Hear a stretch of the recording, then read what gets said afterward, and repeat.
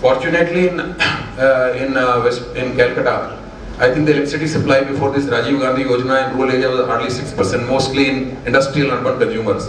So they were doing a very fine job. It was a good electricity reform which was done in Calcutta. They increased the price. They supplied 24/7 because they bought power. He says, I'll make sure the power is there. And nobody complained. And that was a classic example. He says that if the consumers actually are given 24/7 reliable power, let me tell you, they will not mind paying. So you have to just make sure of that. You might want to add where he made the state electricity distribution company become profitable. I think we must also commend that part that he, not one, he repeatedly went for the ARR changes, repeatedly got his tariff orders issued, and he really turned it around. And the other part that we must commend is that he completely demolished the Government of India's suggestion that we should only buy power through the bidding route. He says, I will buy only through a negotiated route, but I will protect my interest on a month-to-month basis. And I think he did a superb job in terms of the cost of power supply being made the lowest. So he was one guy that I really admire in terms of the fact that I will not worry about the paperwork alone, but I will worry about the outcome orientation of what gets out of that things, and he turned it around. So I think we should also give these type of case studies as to how people, even in government, where people quote about CVC, CVG, CBI, fear, and therefore under the garb of that continue to let things go inefficiently.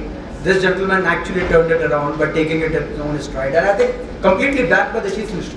Completely backed by the Chief Minister. If I can just respond on the renewable thing and correlate with all we are here. At any given time, if you have to be in DC, you have to take a very stretched targets. I have done it, each one of us has done it. So I don't think so that government has done a wrong thing by taking a stretched target of 40 gigawatts. Let me tell you on this. It has become a chicken and egg story now. On one side, if you say that you would like to encourage made in India beyond a certain level, you won't get tariffs on which your current is considered. Please understand, you very well know with the capacity constraint you have. So should you curb industry just because the made in India is not coming? Or you make it open and let those who are in India try to catch up to that. So I think it's a chicken and egg story. It's an enough opportunity. I belong to one of that company that I agree with you that yes, there are issues, but at the end of the day, there is also immense opportunity for this made in India to prove that they can beat the Chinese of this world. We have the wherewithal. It's a bit of a support and a bit of risk which each one of us has to take. There is a support from the government in China. There is a policy support here too. There is a difference. There will always be a gap. But I don't think so. It's highly unrealistic or unmandated task which they have given. Electrical engineer. This question is directed to Ashish. Ashish, when you say the solar power is fast reaching parity with the thermal power, what do you mean by that? On the exchange cost which is coming out today. It is at the range of 4 rupees 50 paise, and a peak load it is much higher. Around 5 rupees. Sorry? Long-term PPAs are happening around 5 rupees. In the solar power currently. Thermal power. Yes, the long-term PPA, and if you look at a long-term PPA which has been signed or bid in Telangana for 2000 megawatt, it starts at 5 rupees. You also consider the incremental cost which is required in a coal plant and have a ratio of 4 years cost of which will go into it in a thermal power plant as a variable cost and the cost which is going to be generated. So this is a fixed cost at a 5 rupees 9 paisa, recently bid at Telangana, MP. Telangana is also similar to it. So very soon, there is a grid parity which is coming out, but very soon solar power will be better than the coal thermal power. You can't compete the hydropower coming from some places. You also can't compete with all this power. But I'm saying at a peak load, it's beautiful power. You are saying the solar power has been bid as 5 rupees 9 paisa in Madhya Pradesh. If I say thermal power, then it has been in the range of 450 to 550 across states. Okay. Now let me add the cost of the transmission. My solar power will be giving me 20% PLF. My thermal will be giving me 85% of the PLF. Have I ever thought about it? If I put on the transmission part and the inefficiencies which will come in the transmission system because of the renewable powers which is getting added in the system, what the impact will be? We are talking of a transmission network only for the renewable power, which will be running only 20% of the time, and it will be the same cost. It's a nice fashion statement to talk about 175,000 megawatt or 100,000 megawatt of solar. If you create corridors to carry only solar power, you will be out of pocket. Okay, completely out of pocket. Every state discom will sink because those corridors transmission cost will be loaded to that 20% PLF as you said, and they therefore will pay out of their nose. But if you could create systems by virtue of you could have injection into the same transmission line by sources like gas station. This is exactly what Germany did. But if you don't have that, then don't keep those targets. That's where I said that we don't have to swing. If Europeans have done, we can also do it. It's completely wrong. They had gas, we don't have gas. And we can't use those corridors of transmission line to carry the other power which is there. So you're right in saying that we can't compare the two. And just this fashion of grid parity is only from the point of view of economy of scale. You see, the biggest beauty of solar is there for us to harness. That if you do it in your establishment, if you have an industry, you've got a land, you do it in your establishment, you have no transmission line to deliver, you have no distribution loss to deliver on. So every roof, if they can capture that power, every place they can capture that power, that's the fantastic part. For example, we are recently doing a 25 megawatt plant at the Beas congregation for that one religious sect. So they have lots of people who sit there, they have a lot, big ground, they were buying power from the grid. It makes sense for them to have a rooftop of this, where people can sit below that, the fan will work, the light will work, and the power is right above that. And they are exporting the balance part of the power to the grid. There it makes sense. So what you said is bang on, that we should not just swing in that direction by saying, just because it's grid parity, therefore let's keep doing bulk of the station, little realizing the fact that the cost of transmission line will have to be loaded if the corridors are specific to that grid, to that power. Apart from this transmission cost, to cater to these customers for the remaining 80% of the time. No, but let's understand, boss. I think again, let's not go to the extreme end of the pendulum by saying that India will be only served by solar power and then we will operate through batteries. Let's understand in what situation you are. Please consider what is the gap currently there. Please consider what is the standard assets which are there for thermal, right? There is an opportunity which has come in last 2 years. Let's understand it. And if you look at it, the way the things have gone down, we were not talking about so gung-ho about solar 3 years down the line when the technology and the equipment's cost were very different. Now there is a possibility. All it requires is, can you mature our transmission line? Can we have our infrastructure matured so that we take advantage of it? Or we close our eyes and say, no, this is not the right thing for me because I will only serve my country through base load. And this is not helping me because this is not the right thing. You also have to understand one more thing here, my friend. At the end of the day, if this technology curve goes south the way it goes up, the way it is going, and the cost keeps on going south, then maybe 2 years down the line, the investment which you fear are also taken to be consideration when we are talking about this power are worth every penny of it. So like I am saying, don't close your eyes, and this is not serving the whole country during the morning 9 to 6. I myself telling you there are lots of challenges. But you just can't close your eyes just because you said, boss, this is not the cost which I like to buy power at. You are also buying power at gas. Why are you doing that? Did I challenge you on that?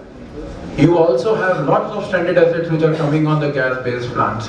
Please think holistically. There is an opportunity, there is a possibility, and now there are enough resources possible within the country to harness this power. That's all I'm saying. I think, Unfortunately, please, I think we should stop on this question. My name is Puneet and I'm from 2006 district. I think please restrict people to restrict to one question because Yeah, sir, it will be only lot one of question. And sir, my question is to the panel, I think to Anil sir specifically. He mentioned about there is a relay race which is going around and maybe in GTD sector and also in the mining space and other things. People are always passing the buck. So my question is that he mentioned that at the ministry level there is a unified ministry which is looking after MNRE, power and mining. What efforts and what are his views on something that we can do at the ground level, at the state level, which can actually bring upon all these things which we discussed so far and can bring it to fruition at the implementation level? Because planning is happening as we are discussing it around. But what we can do at the ground level to implement those? So what is the view of the panel? One, I alluded to the point saying that the ministries are combined today as an example, and I said we should hope that things become better on the policy side with the ministries that will come together. So I think you picked it up very differently. But on the ground, what you are asking for is what we are all looking for. That's what we said, that the distribution reforms in this country is essential, because that's where the loss is settled. That's where ultimate last mile delivery happens. And that's where customer needs to be serviced 24/7. Now, what needs to be done? There are enough examples. We don't have to go outside India. I said that there are examples in India. I gave you examples in the state-owned enterprise. There are examples I gave you about Gurgaon, example about Gujarat cities. We talked about examples of West Bengal. There are examples within India which needs to be emulated. And we talked about the fact that there has to be a political will for officers to be permitted to not look after vested interest of XYZ, but to make sure that all customers are treated the right way. So my dear friend, there are lots of things which have to be done, which are all there in Indian context, implemented by Indian players, and they need to be emulated. But today, the way things stand, there are challenges. If this loss continues to happen, even imagine if your shopkeeper next to your house doesn't collect money from you, do you mean to say he will be able to service other customers? Won't, right? So therefore the merchandise provider here, which is the distribution company, is getting bankrupt. If the merchandise buyer is going to get bankrupt, automatically he won't be able to pay to generating companies. So they will get bankrupt. So the whole sector will get sick. That's exactly what the fear is. And that's what we need to be careful about. That's a limited point of view. Rajiv, you please tell your batch to everybody. We have a merit order, sir. And then we have many generating station which can supply power. And they have declared capacity that we are willing to supply power. But the electricity boards are not willing to buy. Then how we tackle? It is not that India is running short of power. India has power, but their electricity board not willing to buy power from us, from the generating station. In future, the cost will go up. How will we be able to tackle that the buyer will buy power at an enhanced price? Rajiv, let me introduce him. Rajiv Agarwal from 77 batch. Rajiv, the simple point we talked about the fact, if the merchandise buyer goes bankrupt, how do you expect him to buy power? After all, he has to manage his means. So वो बोलते हैं ना कि चद्दर उतनी ही फैलाओ जितने तक का पैर पसार सकते हो, तो जो भी that's exactly he is doing exactly that. So he is spreading his chaddar only to the extent that he can pay for it. So we are spreading chaddar to make it 24/7, na? No, listen. The point is, we as consumer expect him to provide 24/7. There is resources available in form of generating station which can meet that need. But he does not have wherewithal in the present context. So what can he do? He has to therefore do an artificial means to manage. And that artificial means to manage is load shedding. So he has no choice. That's a simple point. Sure. Thank you, sir. Sir, I am Arun Agrawal from 1996 batch mechanical. My question is, sir, that you said that it's a technology-driven industry, and also there are two countries within country, India and Bharat. So when we target bottom of the pyramid, the solutions have to be local. So would you suggest some projects specifically to our faculty members who are from representing university here, where they can target their research and can come up with solution which can help achieve this target of 24/7 affordable power? The first target Professor should take is to work on induction effect, which is a true case. There are lots of corridors today being experimented where electricity is being transmitted without wires. And I think if we have to really do good in India at this stage, we should try and work that part to see as to how we can actually create the entire induction system to manage those means. And particularly if nothing else, if we can run battery driven vehicles where the entire induction coils could be alongside the road to make sure that all vehicles gets electricity or get charged batteries without wires. Those are the type of things we should look at, reduce cost. So, by the way, we will show you if you come to Pune sometime, that we have created a corridor where the batteries get charged in the buses without wires. Okay, so I am saying you should do that at a commercial scale. Sir, I am saying maybe some capsule storage, nuclear capsule stored that things, and it works for us. Yeah, please work on those type of things. Arun, if you want, there is enough to do. My questions to Ashish. My name is Sanjay Diwan, 1981. Ashish, you talked about China, and there is this trend expected or forecasted that the cost of delivering solar power, generating solar power, will come down drastically with the Chinese imports. So China is a boon or going to be a pain for this country in terms of solar power, since Tata has been manufacturing these solar solutions for some time. Instead of pain as a pain, that's what we have been experiencing in reality. Let me confine to that. China has actually shown us, there are immense things which we can learn from China.